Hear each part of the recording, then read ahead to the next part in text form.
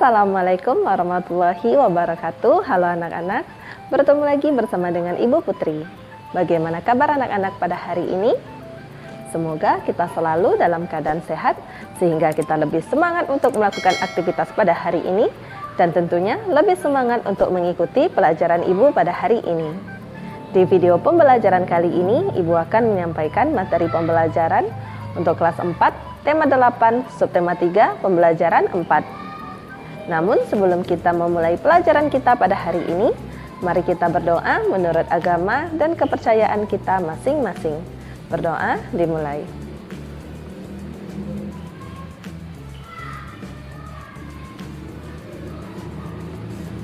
Berdoa selesai. Tujuan pembelajaran kita pada hari ini yaitu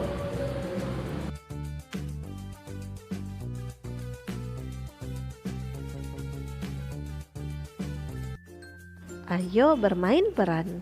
Bentuklah kelompok terdiri atas 3 anak. Kemudian carilah cerita fiksi yang di dalamnya memiliki minimal 3 tokoh. Tuliskan nama dan sifat tokoh yang ada pada cerita yang telah dipilih. Peragakan peran dengan sifatnya yang sesuai dari cerita itu di depan kelompok lain. Sebagai contoh, kamu memperagakan Patih Gajah Mada dan 2 orang temanmu sebagai prajuritnya. Patih Gajah Mada mengajak 2 prajurit untuk melawan musuh. Dialog saat bermain peran sebagai berikut. Patih Gajah Mada: prajurit, lawan musuh kita dengan semangat. Mari kita serang bersama-sama. Serbu! Patih Gajah Mada berdiri tegap di depan kedua prajurit, tangan kanan menuding ke arah musuh. 2 prajurit: semangat Patih, serbu! Kedua prajurit mengangkat tombak. Patih Gajah dan 2 prajurit berlari. Ayo mengamati pada halaman 152. Gambar di atas menunjukkan gambar cerita Cindalaras.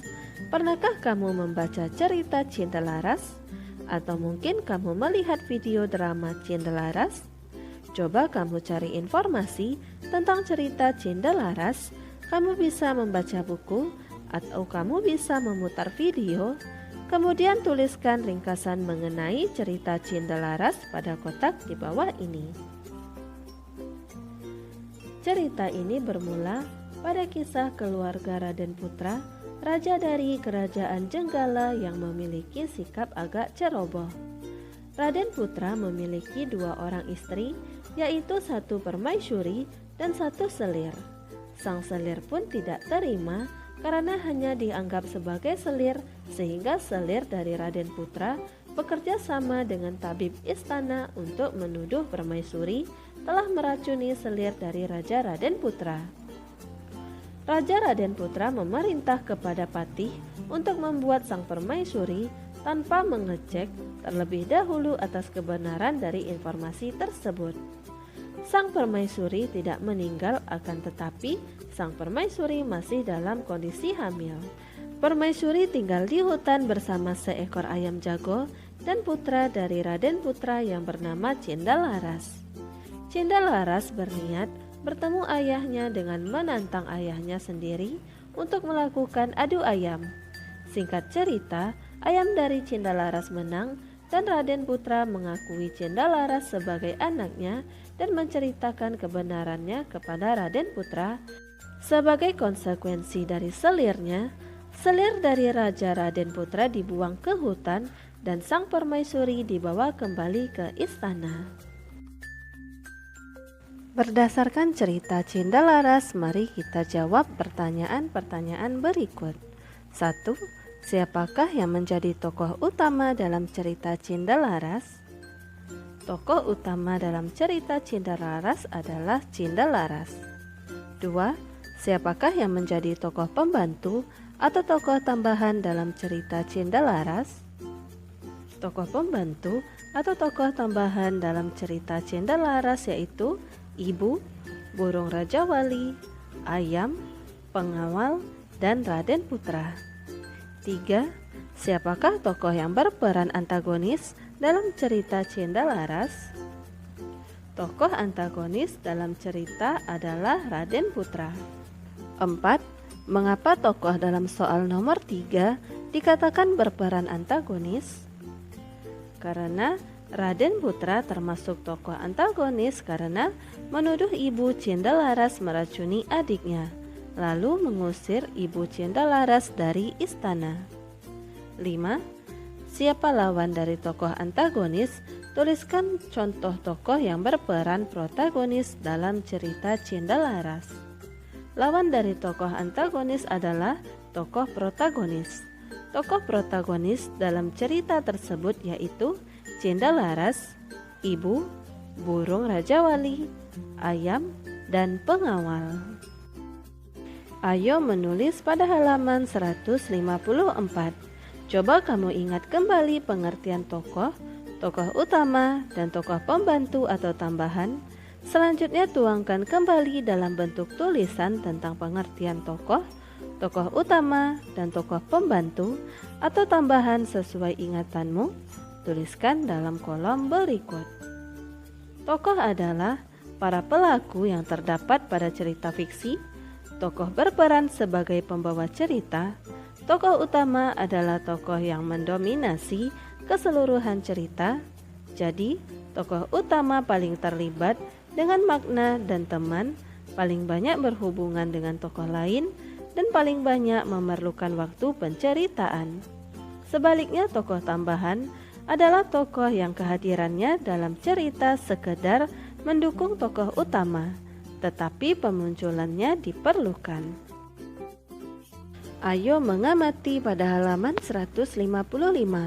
Kamu telah memahami berbagai jenis pekerjaan berdasarkan corak kehidupan penduduk setempat.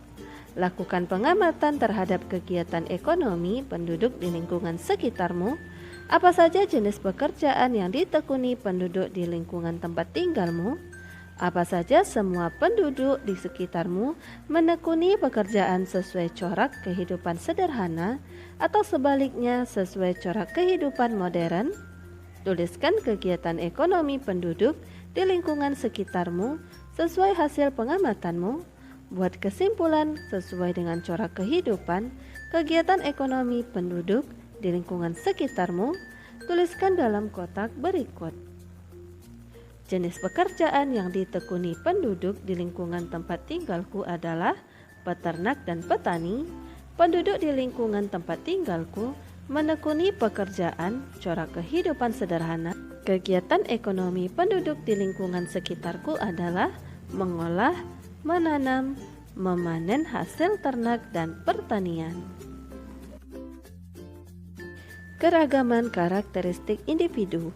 Adanya keragaman jenis pekerjaan dalam kegiatan ekonomi penduduk Indonesia menunjukkan adanya perbedaan karakteristik individu dalam masyarakat.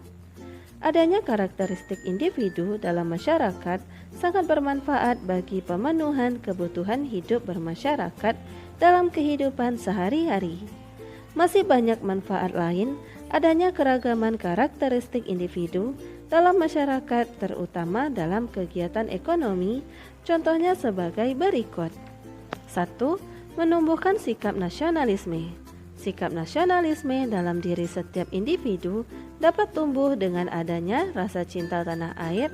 Rasa cinta tanah air tercermin dari sikap mau menerima keragaman karakteristik individu dalam masyarakat sebagai kekayaan khazanah budaya bangsa Indonesia. Dengan demikian, masyarakat akan senantiasa menjaga keragaman karakteristik individu dalam masyarakat, bukan menghilangkan keragaman tersebut. 2. Menciptakan identitas bangsa di mata internasional. Keragaman karakteristik masyarakat Indonesia telah dikenal bangsa-bangsa di dunia sebagai identitas diri bangsa Indonesia. Indonesia dikenal sebagai bangsa yang beragam karakteristik masyarakatnya, tetapi bisa bersatu dalam keutuhan Negara Kesatuan Republik Indonesia. 3. Alat pemersatu bangsa. Keragaman karakteristik masyarakat Indonesia pada hakikatnya menjadi alat pemersatu bangsa, bukan sebagai pemecah persatuan dan kesatuan bangsa. Kunci sukses mempertahankan persatuan dan kesatuan dalam keragaman yaitu memegang teguh semboyan bangsa Indonesia, Bhinneka Tunggal Ika yang artinya berbeda-beda tetapi tetap satu jua. 4. Sebagai ikon pariwisata, keragaman karakteristik masyarakat Indonesia akan memperkaya khazanah budaya bangsa. Kekayaan khazanah budaya masyarakat Indonesia yang beragam memberikan nilai keunikan dan keindahan tersendiri sehingga mampu menarik wisatawan mancanegara untuk mengetahui dan mempelajari keragaman budaya Indonesia. 5. Menambah pendapatan nasional. Dengan menjadi simbol pariwisata, otomatis akan menambah devisa atau pendapatan negara. Hal tersebut bisa terjadi karena banyak wisatawan asing dan domestik yang berkunjung ke tempat-tempat pariwisata Indonesia. 6. Memupuk sikap toleransi. Adanya keragaman karakteristik masyarakat Indonesia menuntut sikap toleransi yang tinggi dari segenap masyarakat Indonesia untuk tetap menjaga keutuhan Negara Kesatuan Republik Indonesia.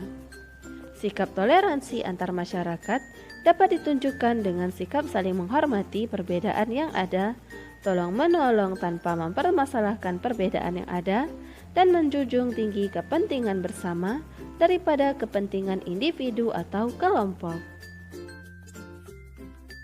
Ayo menulis pada halaman 157. Sudahkah kamu memupuk sikap toleransi dalam keragaman dengan masyarakat di lingkungan tempat tinggalmu? Apa bentuk tindakan memupuk sikap toleransi dalam keragaman masyarakat di lingkungan tempat tinggalmu? Coba kamu tuliskan tindakan-tindakanmu yang mencerminkan sikap toleransi dalam keragaman masyarakat di lingkungan tempat tinggalmu. Tuliskan dalam kotak berikut. Tindakan saya yang mencerminkan sikap toleransi dalam keragaman masyarakat di lingkungan tempat tinggal saya adalah dengan cara menghargai dan menghormati perbedaan yang ada, tidak memaksakan hak setiap orang, saling menghormati kepercayaan atau keyakinan, atau adat istiadat yang ada. Ayo renungkan pada halaman 157. Apa yang sudah kamu pelajari pada hari ini? Bagaimana perasaanmu saat melakukan kegiatan pada pembelajaran ini? Tuliskan pada kolom berikut. Yang sudah saya pelajari hari ini adalah bermain peran, membuat ringkasan cerita Cendalaras, menentukan tokoh dalam cerita, manfaat adanya keragaman karakteristik individu. Perasaan saya saat mengikuti pelajaran pada hari ini sangat bersemangat dan senang.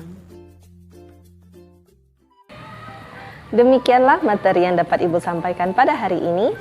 Semoga apa yang telah Ibu sampaikan pada hari ini dapat bermanfaat untuk dirimu dan menambah ilmu pengetahuanmu. Jika dalam penyampaian materi ada tutur kata Ibu yang kurang berkenan, Ibu mohon maaf. Akhir kata, wassalamualaikum warahmatullahi wabarakatuh.